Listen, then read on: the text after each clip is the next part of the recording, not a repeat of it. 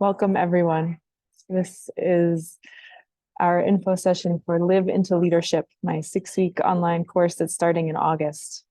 And I just played I Am Light because that is a big goal or orientation of this program, is to welcome us all into our own light. My name is Rosie Greenberg. I'm an artist and leadership development trainer. I've been facilitating spaces for connection to ourselves and to others for the past 10 years, starting in public schools and then through studying at the Harvard Kennedy School, learning how to do that in spaces, in more movement spaces and in leadership and organizational life. So I'm really excited to bring you this, to be creating this program that is kind of a blend of all of these different pieces that I have been exploring both through my studies, through my work experience, and through my own life. So I'm going to back on them. So I'm going to just share a little bit about this program that I've come up with. And all of it is about really learning together and witnessing and being present with each other and these tendencies that come up within us to doubt ourselves, to hide, to shrink, to limit the like essence and light of who we are. And so how do we explore and expand and just like allow, I really think it's like kind of taking away the pieces that limit us. There's just this natural shining that comes out. And understanding that all those pieces that limit us are actually really there for a reason. They're really important. They came as allies. And so how do we work with them as allies, but in a new way? So I'm going to share a bit of a PowerPoint that I've created. All of this program is based on my art, and I'll be bringing all of it in. So this is Live into Leadership. Welcome. I've been thinking recently about us and our psyche and our whole being as kind of a night sky. And you can imagine like each of the experiences that you've had in your life is like a star. Each moment is one star in the sky of you, in this universe of you. And as we go through life, we tend to we're meaning-making creatures. So we string together a series of stars and we say, this experience, this moment, this identity, this is who I am, is this story. We craft a story, almost like we craft a constellation out of the stars. And we say, I'm this role, like I'm a daughter, I'm a mother, I'm a person in recovery, I'm a teacher. We craft identities. But often those identities also include like, oh, but I'm not very good at drawing. Well, I can't sing. Or I'm kind of dumb sometimes in meetings, or I don't public speak. So they kind of start to include some of those self-doubts and critiques. But there's so many other stars in the sky. And what's possible if we just string together a different set of stars? Maybe instead of a time where we couldn't sing, a time when we did sing and it was great. Or a time when we did speak in front of people and it was fine. And so we can craft multiple identities for ourselves. And maybe we can craft a more positive self-story by just stringing together other moments and other memories. And then maybe there's another set that we can string together, another constellation, or another ways we can make meaning out of our lives, and another. Except my clicker stopped. There we go. And another. And we ultimately get this kind of thicker braid of a sense of self that includes more than we were including before in all of who we are, and includes a lot of choice about which of these stories we want to tell about ourselves at any given time. So that's part of what we're going to be doing in this program. Now, a lot of times the stories, that we come up with are like, oh, I'm not sure I deserve this job. Anyone could do better than me. Well, that was dumb. I always say dumb stuff. Maybe I look ugly today. They're all real grown-ups. I'm just pretending. Like, these are the things that we start saying to ourselves. And it's not just us, right? Like, where do these things come from? They come from maybe a boss said it to us once. Maybe somebody treated us in our family like like we didn't deserve what we had, or maybe there's these bigger kind of structural things around, well, capitalism is always telling us we got to work harder, we got to work harder, we got to earn our value, so that we have to so that we make more money, so that we keep producing, so that we don't stop to really question these systems. And so we take these messages in order to belong. But what would be possible if we shifted from these inner messages of critique to, well, actually, I'm a good leader. Actually, I'm in the right place. I'm doing a good job and I can learn. Hey, you know what? I'm smart and it's okay to say dumb things sometimes too. I did that well. It's okay not to know. I may not know what I'm doing. Nobody does. So let's all try our best. I've got a lot to offer and I'm proud of what I've done. Like, so much of the problems we're facing in society are these kind of problems where nobody actually knows the solution. So what if we became okay with our own doubt and ability to not know and all of that? It could really, really shift some of those bigger ways that we are, both like from in our family lives, in our organizations, and then in this broader society that needs some big shifts right now. But a lot of the ways that we shift from that critique to doubt, or that I've seen out there, are like, okay, daily affirmations and gratitudes, like, I'm smart, I'm beautiful, I'm strong. In my mind, one of the things that does is it reinforces the need to be smart, the need to be beautiful, the need to be strong all the time. And so it cuts off in some ways other parts of our humanity, like, oh, I can never be weak. I can never say something stupid. I better know things all the time. I'm smart. Right? And so it, in some ways, can reinforce the foundation of shoulds that we're already living in. And so the approach that I take is like saying, well, hey, let's embrace the other half, or all the parts of our humanity. Like, yeah, it's okay to be weak sometimes. We're all weak. It's okay to be ugly or say something dumb or do a mediocre job sometimes. Like, that is all part of being human. It's all part of who I can be. If it's okay to do a mediocre job, then I can take all of that energy that I've been putting into trying to be perfect and do exactly the right thing. That just dissolves just into energy, and it's available to me to do any of the things that I want to do. I don't have to stop trying to do this thing.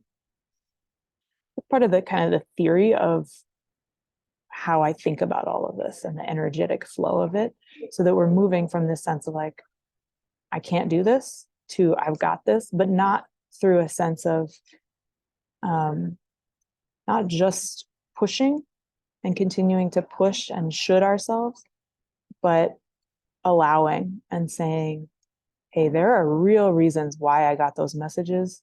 We're going to explore them. We're going to understand them. We're going to give ourselves a lot of love. And we're going to end in this place of like, I can do this, but not because I should do this, but just because I'm me. And I'm in flow. So before I dive into the actual kind of sessions, any questions or comments about all of that, the framing?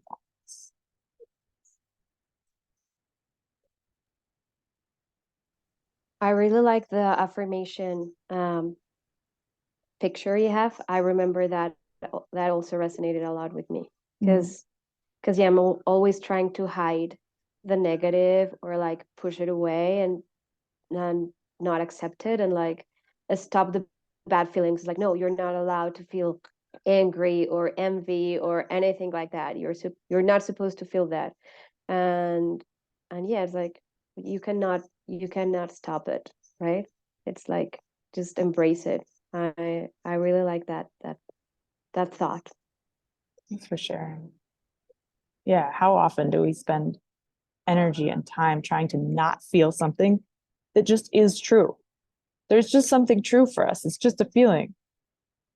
And we spend so much time shooting ourselves out of that feeling that then we have these two really hard feelings. And it's like not just one, but two. In Buddhism, they call it the second arrow. It's like the first arrow is the initial pain that you're holding, but then the second arrow is that I shouldn't be feeling this pain from the first arrow. And you're like, oh, that we can have compassion for both of those things. And I'm not saying that there's a third arrow that's like, well, you should stop shitting yourself for the first thing that, like, No, just that there's new ways. So thanks for bringing that in.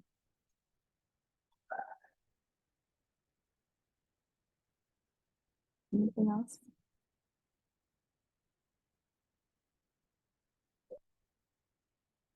Cool. So let's talk about how we're going to do this. This is a 6-week adventure that we're going to get to go on. And we'll start on August 22nd. All the sessions are Tuesday nights, 7:30 to 9 Eastern time. So we'll start on August 22nd. We will gather and we'll meet our critics. We'll do some community building together. I will share a story, piece of art that I have created, and everyone will get to meet their own inner critic, that part of you that is telling you you're not good enough, and all of that. And we'll do a fun, silly exercise, an art exercise that really gets it so that we can see it. And sometimes that's the first time that people have actually seen this thing as separate from themselves, like not just believing that the voice is true, but really looking at it as this like separate voice. It can be really, really transformative. The next week, we'll come back and we'll understand, okay, where did this voice actually come from? In my individual life, what moments taught me to say these things to myself, or taught this part of me to say these things to me? And how are those related to these broader systemic pieces of, in our world, the messages that we get about what a woman should be, or what a worker should be, or what a white person or person of color should be? And then we'll connect it to kind of those global shoulds, but we'll also like understand at a very compassionate level why we're doing this to ourselves. And that can, again, be a really powerful shift from like, I'm doing this to myself and I shouldn't be, to I'm doing this to myself and I understand why. Not to say it's true, not to say it's useful anymore, not to say it doesn't hurt, but just that we can understand why. And that's powerful.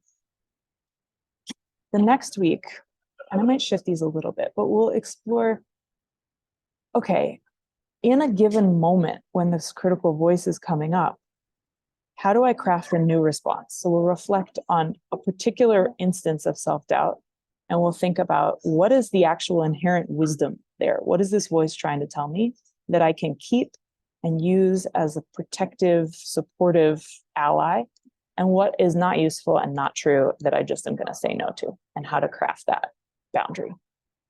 So we'll do some very minute parsing out of those messages that we're getting. In our 4th week, we'll talk about thickening the narrative. That's those threads that I was talking about through the stars. How do we actually find new moments in our life that share a different narrative where we're actually proud of ourselves? And one of the hardest things I find is to actually share times when we're proud of ourselves or things that we're excited about, without qualifying them with like, well, I could do this a little better, or like, well, but I should do this more. Any of those, right? It's just standing in that pride without backing down, just forcefully having that self-confidence. We'll get some practice and we'll be witnessed by other people doing that, which can be, again, a really special new experience. In our 5th week, we'll talk about, okay, when we did that standing in ourselves, self-confidence piece, what were we afraid of that would happen? And we'll do a little bit of that self-love and some inner child work around the first moments in our lives where we stood tall and stood proud of ourselves. Probably somebody said something or cut us down in some kind of way. And so what did we need then instead? We'll do some loving on our inner children, on that part of us that got hurt, and we'll rewrite some new rules for them. We'll say like, okay, we've got the old rules that are written out by the critic. We'll write out a set of new rules that we want to live by. And then in our last week on September 26th, we'll talk about how do you ground all of this learning? How do you carry it forward, being kind to yourself while also having accountability and continuing to move forward? A lot of people say, well, the critic is what motivates me. Well, how do we have that motivation and that accountability and that forward motion without the fear? And how do we bring that to our teams? Basically, everybody we work with in life has this voice and is doing this shouting on themselves just because they're part of the same societal milieu that we are. So how do we build teams and build partnerships, and how do we mentor our people or work with our our, the peers in recovery. How do we work with them in a way that doesn't just build those new messages in their heads around shoulds, and they can actively start dismantling those? And then we'll write some permission slips and graduation certificates for ourselves, and we'll cheer each other on. So this is going to be a really special cohort of aiming for between 20 and 30 folks. And usually it's people who are leading in their own organization in some way. And by leading, I don't mean that they're the boss. I mean that they have a heart-centered way of saying, I'm committed to my growth and to others' growth and to supporting change in the world. That's what I mean by leadership. So everybody is doing something really valuable in the world that they care about. And whether that's through work or through volunteer work or outside, doesn't matter. But just supporting this kind of essential humanity. And we're getting in our own way in some way. So it'll be a group of people who have shared experience of getting in our own way, of holding ourselves back, and who are really ready to step forward into our power. So I'm excited for the connections that are going to happen. And it's there as an optional piece. You'll get anybody who wants will have a small group of 3 to work with throughout the program for an hour a week in between our sessions on Tuesdays at any time of your convenience that you all schedule together. And I'll give you little agendas for those, ways to deepen and carry forward the work that we're doing in our broader sessions. And there'll also be little journal prompts in between. So if you don't want to work with other people, but you do want to do some more deep learning yourself, there'll be kind of different pathways through this. You can do it all. You can just join on Tuesdays. Up to you. So I went through all of these. I think you could see them, but I will share the recording after, and you can pause any of those. So this is the official you will leave with. Really increased awareness of the ways you'll hold yourself back. I hope higher self-regard and narratives of self-confidence. You'll have a couple moments to lean back on and say oh, you will really viscerally feel these moments when you're in a moment of doubt as moments of pride and excitement and self-efficacy. Ways to navigate your self-doubt in moments where you're in crisis, and to navigate with your teams based on motivation and rather than critique with those around you, for all of them. Most of all, I think the big piece of this program is really taking what we are subject to and making it obvious, making it object so we can look at it. And it's just a mental shift that then carries forward so that you recognize which voice is the critic and which voice is yours, and much more able to discern going forward which ones you want to listen to and have choice around that. You'll have a cohort of confidants to turn to in other programs. Some folks have continued on in other different programs that I've run with their triads, if you want, or just to have a group to turn to and say, hey, I'm really having a tough day. And you'll also get a PDF of the book that I wrote about my inner critic as language and a way to share with others to kind of start them off on their journeys. So all of that. So the program costs, I'm doing it on a sliding scale. The regular seat is $5.95. If you are able to contribute $8.95 to be a program supporter, I welcome that to help cover the costs of other scholarships. If you are not able to do that and you want to if $2.95 works better for you, welcome to do that. If you're actually $20 would work better for me, I really can't pay the 300-ish, but I really want to do this program, there's a space in the application to indicate that. And if you're actually, I have $2,000 that I want to share and contribute to a lot of more people doing this, you're welcome to contribute that. So wherever you are on the range, please don't let these are just kind of suggested numbers, but please share what works for you. And I know that, again, money is another thing, another area where our inner critic can come up quite a lot. And so I invite just noticing whatever's coming up around cost, just as these are societal pieces around what we're told around money. They're from our early family lives around what we're told about money, and just to start noticing them as factors, not as truths. Okay, so please let me know what does work for you in the application. There's a good space to do that. So I'm going to pause there. I'll leave this slide up for a moment, but resonances. Let's start with just what resonates about this program flow and what you're excited about, and then we'll get to questions.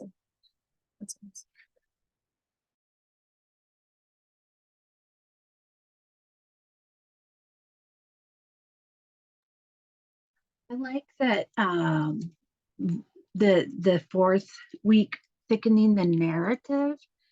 So often, personally, I've found the difficulty is implementation more than anything. I know what's going on. I know how I want it to look, but putting it to work has been where I've struggled. So thickening that narrative would be really helpful for me. And a lot of times I go back and I'm like, wait, what did they say in the workshop or class, or oh, sorry, that's my dog snoring. Just kind of reaffirming, I think, would be helpful. Rewriting the rules. I need to change my old ways of thinking. I need to change that generational trauma of what I was taught, what I learned from experience. And that I feel like I can work on often. Yeah, I think this is great. I think I really like how we go from these self-affirmations where sometimes I'm sure we all do, we doubt those, like, I'm pretty, okay, but really, what about this? I had acne, or I have this, or I have, I need to lose weight. That's not pretty. I even though I use my self-affirmations, I'm constantly battling them. So looking at working with them and rewriting that, oh man, I really think this is going to be helpful. It's very exciting. Yeah, I'm so excited for that one too. It's really special because it's not like I can do this in the future. It's like I've already done so many amazing things. So it's just remembering those moments and reminding ourselves, I've done this. Like, I am powerful, not because I'm standing in the mirror saying I'm powerful, but I'm powerful because yesterday was feeling really sick and I stuck through it, and I went out and hung out with some little kids and we did fireworks, and that's why I'm powerful, is because I did something hard, whatever it is. Yeah, it's like finding that hope in our stories. And then the other piece, Kay, and what you're saying is like really developing new habits. And that's why in some ways, like the 6-week thing and having some check-in time each week all together for like, how was this week? Where is a new habit that you did already build this week? And like showing those little micro shifts that are already happening. And my guess is even just hearing about all of this week, there might be some little micro shifts just in the way that you think about whether it's money, or you think, I'm beautiful, or the affirmations, whatever piece it is, just starting to notice more and getting to be in community around that notice. Absolutely. I love it. Thank you. Thank you.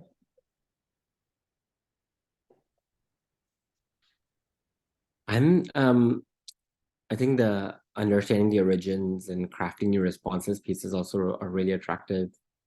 Partly because I think I feel like they feel really hard, in the sense I feel like they're inviting myself into a reality where, if I'm understanding the origins of perhaps it's family, perhaps it's relationships, perhaps it's society, perhaps it's work, then it's asking me, so then now, given that, how do I want to relate with these new things? And am I willing to make hard decisions to change how I work, change what I expect from work, change where I work, change what I expect from relationships, change what I give to relationships? And that feels really hard, but also the work of the new response. And so I really like the understanding the origin, and then, okay, if this is the origin, if this is that reality, how do I want to respond to it? I really like that. Yeah, it's beautiful. And I think I'm jumping in after each person's talking today, but that is not something that I do all the time in the program, just so that everybody knows. I often leave a lot of space for us to talk to each other. You to talk to each other, as not me. But there's a piece that I want to respond to there, that the spectrum of response can be about changing behavior and changing elements of your life.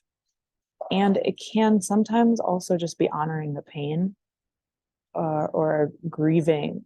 Sometimes these things happen in the past, and it's just about grieving, like, oh, for me, like, oh, I didn't get everything I needed from my family of origin. I got some really hard messages that I wish I hadn't. It's just about grieving those, and it's just about the pain. And that sometimes there are real changes, but sometimes it's just more of an emotional stance towards it, which I know you already know, but it's all of that.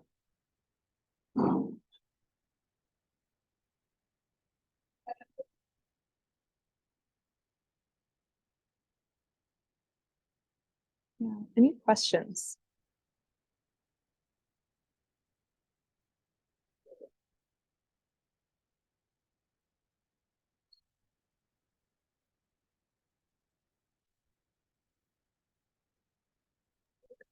Where do you feel like people get stuck? I think one of the hardest things is once you can see it and it doesn't go away. And there is a part of us that really wants this critic to go away and change and be gone.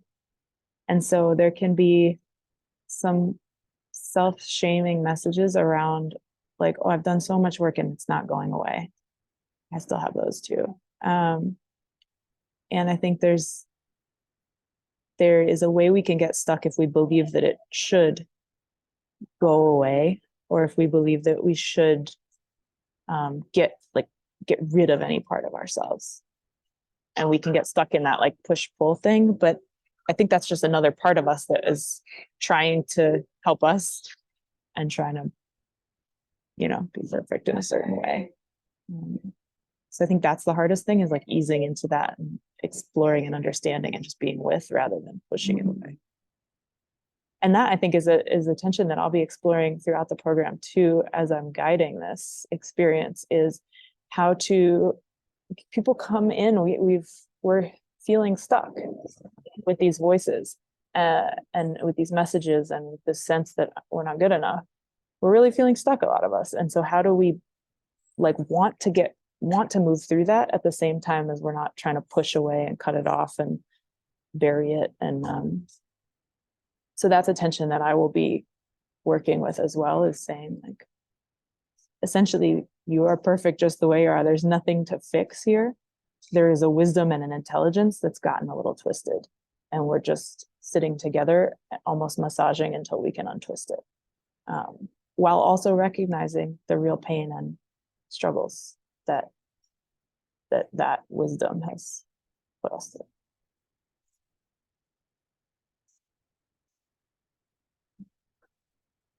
That question.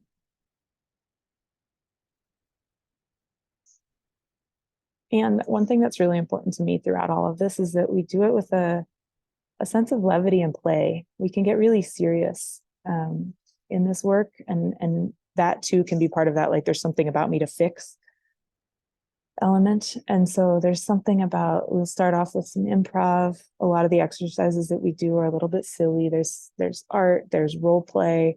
We're always dealing with, don't worry if you immediately think you're not an artist, that's part of the whole exercise. Or if you think you can't act, that's part of the whole exercise.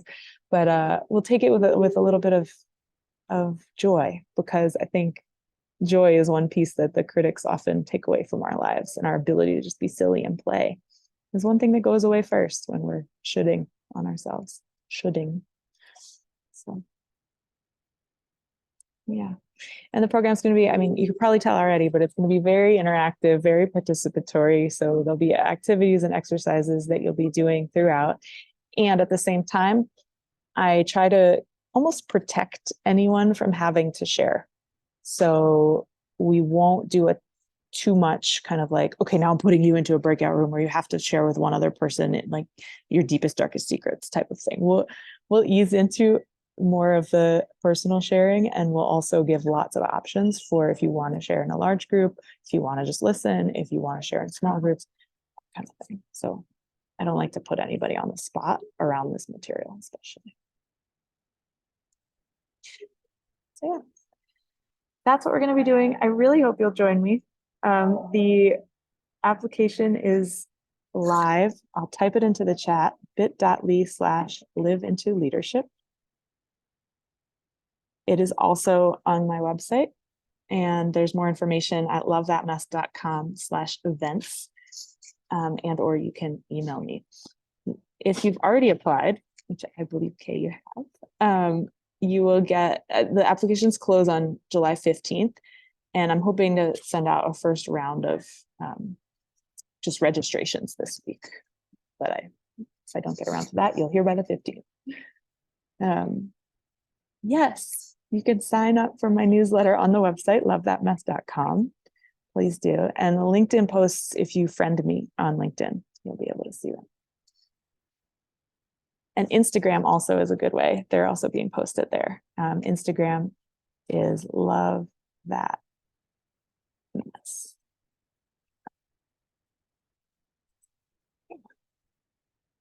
Thanks, team. I'm really excited. This is the pilot workshop of this series. So it will be a really very sweet adventure. I find that when I do things for the first time, it's I put a lot of heart into them. So I'm really looking forward to this and hoping that you'll join. Yeah. Thank you. Thank you. Thanks for being here. Bye Thank bye. you. Bye for now. Thanks so much. Thank you. Thank you. I'm excited to work with you, Marque.